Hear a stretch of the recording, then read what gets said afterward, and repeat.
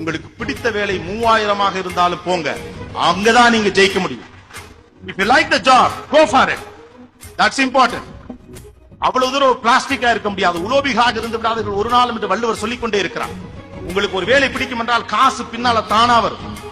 காசை வச்சுட்டு ஒண்ணுமே பண்ண முடியாது.